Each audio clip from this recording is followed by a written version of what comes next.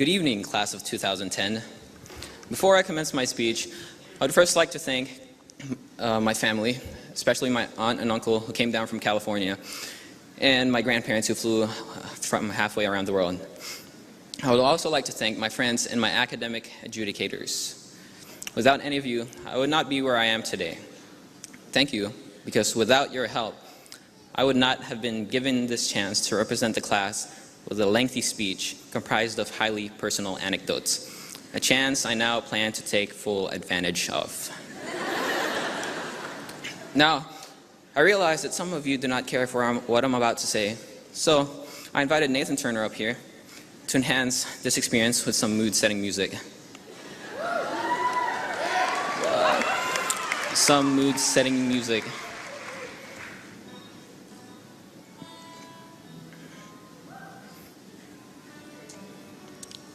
This should accommodate your ears so that as you get bored and zone in and out of listening to my speech, all you'll be able to hear is the soothing sound of the guitar. Okay, so to start, I show you the beginning of freshman year. I believe this Rubik's Cube represents our freshman year very well because our freshman year was a puzzle. It wasn't too long ago when the puzzle of entering high school was presented before you. And most of us were nervous, anxious, or scared. And questions like, how am I going to fit in, filled our heads. And we became more concerned with what we wore and who we hung out with, and less concerned about who has more Pokemon cards. I don't know about that one.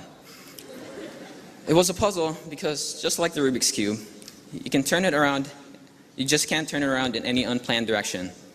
Otherwise, it's just going to get more mixed up. So, you have to start matching colors.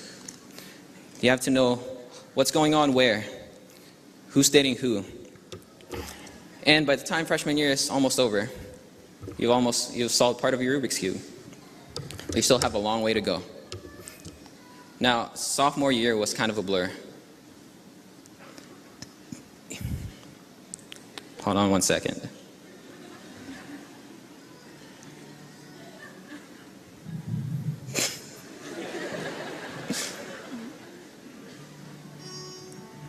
Okay, that works. Now, sophomore year was kind of a blur. You now know what's going on in high school, but you're still an underclassman, so there's nothing much going on. Time passed quickly, and everything was drowned out by the freshman's whine and the upperclassman's authority. So, when we piece all the parts of sophomore year together, it creates a rather hazy, fragmented memory that kind of feels like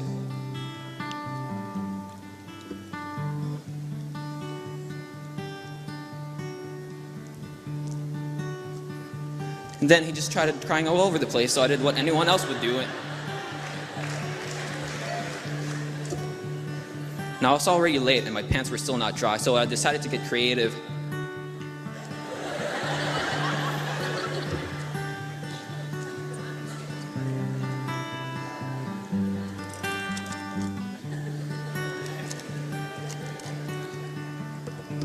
And thus, we coast through sophomore year, leaving ourselves to wonder what really happened. Yet we managed to solve more of the Rubik's Cube. And then junior year. You're finally an upperclassman, and you are now entitled to a lot more power to influence the school. You are becoming more of a leader than a follower, but you soon realize that it just gets much harder from here. More AP classes are available. The IB program begins. Coaches rely on you more. Underclassmen begin to look up to you, and you're finally allowed to go to prom. It's all fun until you begin to realize what the responsibility that's been given to you. And you have to be careful what you do because any wrong move can send you back to square one. Every move you make has to be just right so that the last year in high school will be simple.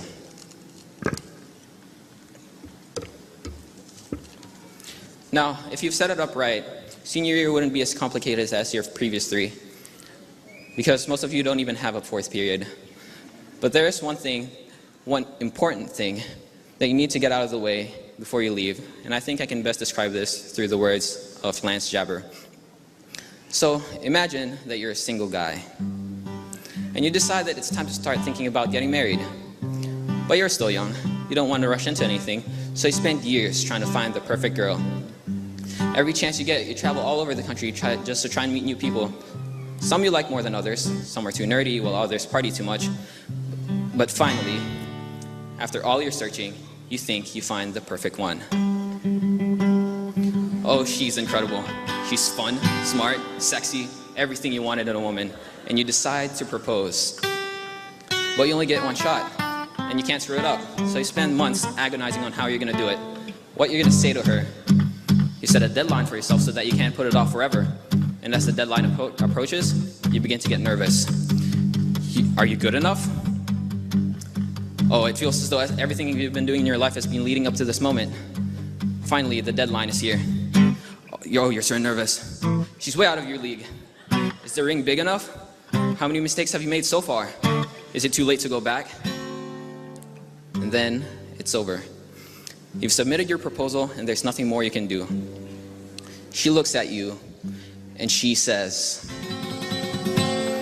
let me get back to you in like 4 months. That's pretty much what applying to college is like. And you know what? She'll probably say no. But guess what you didn't tell her? You proposed to a bunch of backup chicks just in case she rejected you. And they're all begging to come marry you instead. Well, now that college is just around the corner, all you have to do is just turn those few sides. 1 second. And you finally solve your Rubik's Cube.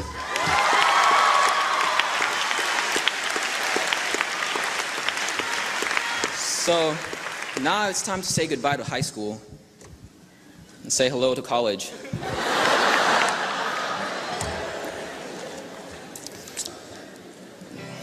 So now that we're done with high school, it's time to look ahead into the future. A few years from now, we're going to look back at these high school years and talk about our accomplishments and all the ridiculous things we've had to do. We'll all probably laugh about all the stuff we've done and said while we were still in high school. And then just remember, you gotta just remember.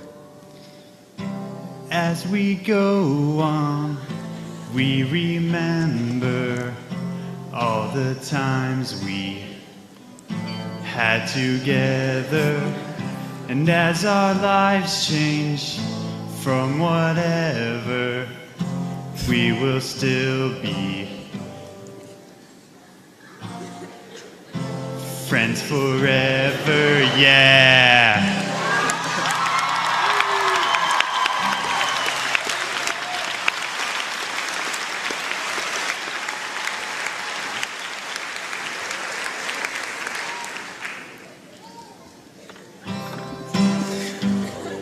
The only thing left to say now is congratulations to the West Hall High School class of 2010 and to those who helped us get here.